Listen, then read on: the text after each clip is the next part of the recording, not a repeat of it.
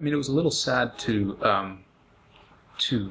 document and write about what happened to them. In each case, they naively believed that they would do what they thought was right, and people would look into the facts and realize that their motivations were to stand up for a principle that other people, broadly speaking, in their society claim to share, and that things will be fine. Very few, actually, generally speaking, the characters in the book don't know what's coming. They just act, or they do what they think later will be excused, and that they're terribly wrong about this.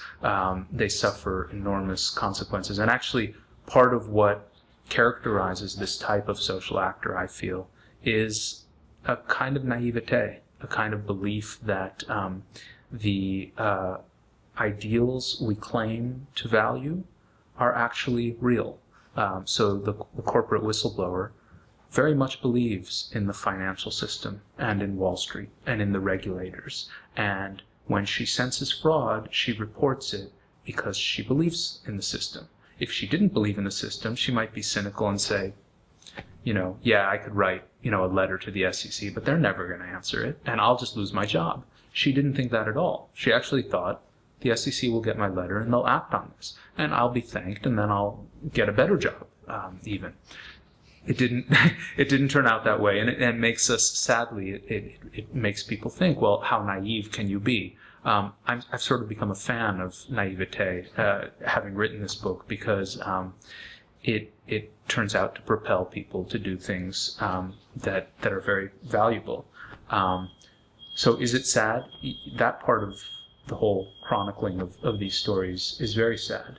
On the other hand, each of the people in the book, you could argue that in the corporate whistleblower's case, this remains to be seen.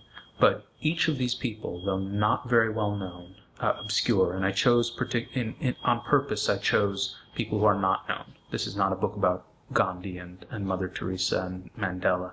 It's a book about very ordinary individuals you haven't heard of.